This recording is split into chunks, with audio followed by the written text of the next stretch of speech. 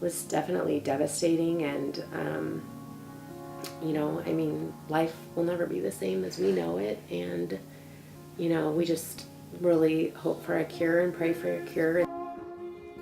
I would say what our daily routine looks like for Blake. You know, he gets up in the morning, we check his blood sugar. Before breakfast, you give him his insulin, you check him 2 hours later. You check him before lunch, you give him his lunch insulin.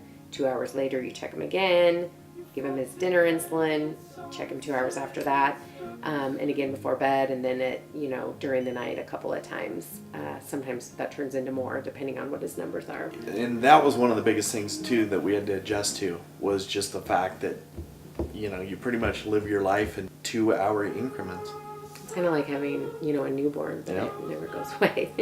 You know, my biggest fears are just for his future. It was hard enough sending him to kindergarten. I just can't even think about what it will be like to send him, you know, away where he's no longer under our thumb. All of the things that could go wrong, from losing limbs, losing his eyesight, ketoacidosis, which, you know, would put him in the hospital, a low blood sugar where he could become unconscious and possibly not wake up. Nights are the scariest. An alarm not going off or being shut off, or a time where he's not checked could really be serious. Juvenile Diabetes Research Foundation. JDRF is the leading global organization supporting diabetes research and education.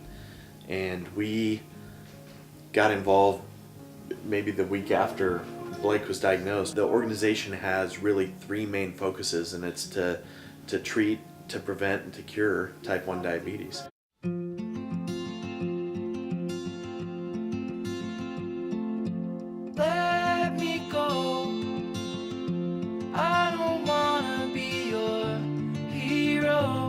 Last year was our first year as a team, Team Blake and Friends. It was a tremendous success. I mean, we were very fortunate to be able to raise over $18,000 for the organization. I mean, we were just overwhelmed and humbled by how much people seem to care. We hope to replicate that again this year. You couldn't be going to a better cause in JDRF.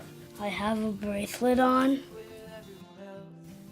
because I have diabetes, and it says I have type 1 diabetes. As far as advancements to treat this disease, I mean, I think we've seen a lot in the 18 months since Blake was diagnosed. We were doing manual insulin injections, and about 3 months ago, actually, we switched to, it's called an Omnipod. It's the first tubeless wireless pump on the market. From that, we can control wirelessly when his insulin is going in, so we don't even physically have to touch him to be able to give him the insulin. You know, so we're over here doing this on this, and he's over here starting to eat, and so it does make mealtime a lot more enjoyable. You know, he'll say, "Did you give me my shot?" And we'll be like, "Yep, you got it, you're good to go." What are your hopes and dreams for Blake's future? Well, just like for all our kids, you know, we just, in Blake's future, we just want to see health and happiness, and you know, we just want him to be able to grow up and live a long, happy, healthy life. Contribute positive to society and grow up and, you know, just be a normal kid and you know, have fun and, you know, play in the backyard and jump in the pool and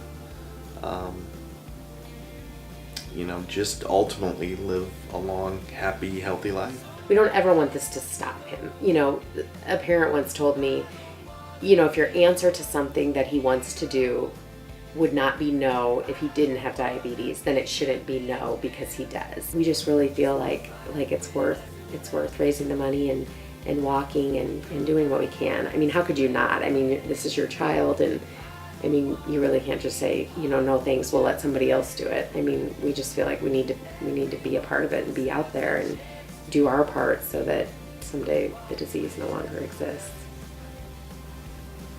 That's why we walk.